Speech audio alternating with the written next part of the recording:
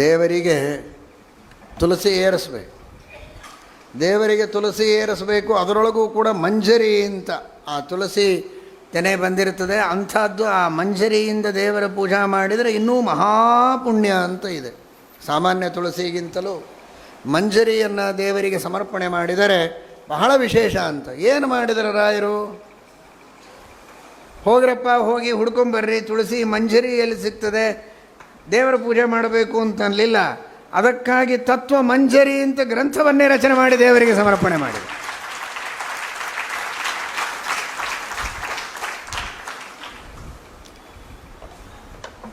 ಇದನ್ನೆಲ್ಲ ಇಟ್ಟರೆ ರಾಯರು ಏನಂತಾರಪ್ಪ, ಮಂಜರಿಯನ್ನೇ ಸಮರ್ಪಣೆ ಮಾಡಿದ್ದಾರೆ ಭಗವಂತನಿಗೆ. ಪರಮಾತ್ಮನ ಎಡಬಲಗಳಲ್ಲಿ ದೀಪವನ್ನು ಸಮರ್ಪಣೆ ಮಾಡಬೇಕು. ವಿಶೇಷವಾಗಿ ನೈವೇದ್ಯ ಕಾಲದಲ್ಲಿ ಪರಮಾತ್ಮನಿಗೆ ದೀಪವನ್ನು ಸಮರ್ಪಣೆ ಮಾಡಬೇಕು ಅಂತದೆ. ಮನೆಯಲ್ಲೆಲ್ಲ ದೇವರ ಪೂಜೆಯನ್ನು ಮಾಡುವಾಗ ದೀಪವನ್ನು ಸಮರ್ಪಣೆ ಮಾಡ್ತೀರೋ ಇಲ್ವೋ? ನೈವೇದ್ಯ ಸಮರ್ಪಣೆ ಮಾಡುವಾಗ ಬಂಗಾರದ 2 ಸ್ತಂಭಗಳ ಮೇಲೆ ಇಟ್ಟು ಮಾಡಬೇಕು ಅಂತಿದೆ. ಇಲ್ಲ ಬೆಳ್ಳಿ, ಅದು ಎಲ್ಲ ಹಿತ್ತಾಳಿ.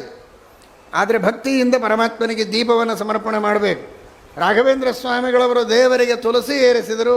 ಈ ಕಡೆಗೆ ಭಾವದೀಪ, ಈ ಕಡೆಗೆ ನ್ಯಾಯದೀಪ ಅಂತ 2 ಗ್ರಂಥಗಳನ್ನು ಇಟ್ಟು ದೀಪವನ್ನು ಸಮರ್ಪಣೆ ಮಾಡಿ ಪರಮಾತ್ಮನಿಗೆ ಪೂಜೆಯನ್ನು ಮಾಡಿದ್ದಾರೆ.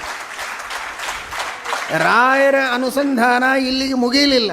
ದೀಪ ಕೊಟ್ವಿ, ದೀಪದಿಂದೇನು ಪ್ರಕಾಶ ಬರ್ತದೆ, ಬೆಳಕು ಬರ್ತದೆ. ಅದೂ ಕೂಡ ಮತ್ತು ಬೇರೆ ಜಡ ಪ್ರಕಾಶ ಬೇಡ ಅಂತ ಪ್ರಕಾಶ ಅಂತ ಚಂದ್ರಿಕಾ ಪ್ರಕಾಶ ಎಂಬ ಗ್ರಂಥವನ್ನು ಬರೆದು, ದೀಪ ಅಷ್ಟೇ ಅಲ್ಲ, ಅದರಿಂದ ಬರೋ ಪ್ರಕಾಶನೂ ವಾಂಗ್ಮಯವಾದದ್ದೇ ಇರಲಿ ಅಂತ ಪ್ರಕಾಶ ಎಂಬ ಗ್ರಂಥವನ್ನು ಕೊಟ್ಟು ಪರಮಾತ್ಮನಿಗೆ ಸಮರ್ಪಣೆ ಮಾಡಿದೆ.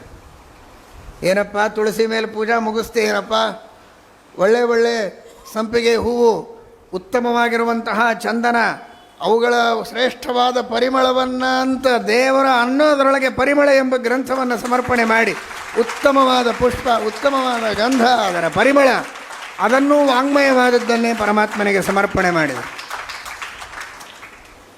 ಇಂತಹ ಅದ್ಭುತವಾದ ರೀತಿಯಲ್ಲಿ ಆ ದೇವರ ಪೂಜೆಯನ್ನು ಮಾಡಿದಂತಹ ಮಹಾನುಭಾವರು. ಇಷ್ಟು ಜನ ಶಿಷ್ಯರಿದ್ದಾರಲ್ಲಪ್ಪ, ಊರೂರಿಗೆ ಹೋದಲ್ಲೆಲ್ಲ ನಿಮ್ಮ ಪವಾಡಗಳನ್ನು ತೋರಿಸ್ತೀರಿ. ಆ ತಂಜಾವೂರು ಮಹಾರಾಜ ಮುತ್ತಿನ ಹಾರ ಕೊಡ್ತೀನಿ ಅಂದರೆ ಕೈಯಾಗಿ ಕೊಟ್ಟದ್ದನ್ನು ತೊಗೊಂಡು ನನ್ನ ಕೊರಳಾಗಿ ಹಾಕೋದು ಬಿಟ್ಟು ಬೆಂಕಿ ಒಳಗೆ ಹಾಕಿದೆಲ್ಲೋ ಮಹಾರಾಯ ಅಂತ ದೇವರಂದರು ರಾಯರಿಗೆ. ಮುತ್ತಿನ ಹಾರ ನಿಮ್ಮ ಸಲುವಾಗಿ ಕೊಟ್ಟಿದ್ರಾ? ಅಲ್ಲ, ದೇವರ ಪೂಜೆಗೆ ಅಂತ ಕೊಟ್ಟಿದ್ದರು. ನನಗರ ಬಂದು ಹಾಕಬೇಕೋ ಬೇಡ, ಅದನ್ನು ಒಯ್ದು ಅಗ್ನಿ ಒಳಗೆ ಯಾಕೆ ಹಾಕಿದೆ ಸ್ವಾಮಿ? ಆ ಮುತ್ತಿನ ಹಾರ ನಿನಗೆ ಯಾಕೆ ಅಂತ ನ್ಯಾಯಮುಕ್ತಾವಲಿ ಎಂಬ ಗ್ರಂಥವನ್ನು ಬರೆದು ಆ ಮುತ್ತಿನ ಸರವನ್ನು ಪರಮಾತ್ಮನಿಗೆ ಸಮರ್ಪಣೆ ಮಾಡಿದರು ರಾಘವೇಂದ್ರ ಸ್ವಾಮಿಗಳು. ಎಡಕ್ಕೆ ಬಲಕ್ಕೆ ದೀಪ ಇಟ್ಯಪ್ಪ, ಮಂಗಳಾರತಿ ಮಾಡಬೇಕಲ್ಲ ಅಂತ ಪ್ರಶ್ನೆ. ಅದಕ್ಕೆ ತಂತ್ರದೀಪಿಕಾ ಅನ್ನುವ ಗ್ರಂಥವನ್ನು ಬರೆದು ಮಂಗಳಾರತಿಯನ್ನು ಮಾಡಿದ್ದಾರೆ ರಾಘವೇಂದ್ರ ಸ್ವಾಮಿಗಳು. ಒಂದೇ ಎರಡೇ ಈ ರೀತಿ ನಾನಾ ವಿಧವಾದಂತಹ ಗ್ರಂಥಗಳನ್ನು ಬರೆದು ಆ ವಾಂಗ್ಮಯವಾದ ಪೂಜೆಯನ್ನು ಪರಮಾತ್ಮನಿಗೆ ಮಾಡಿದಂತಹ ಮಹಾನುಭಾವರು ರಾಘವೇಂದ್ರ ಸ್ವಾಮಿ.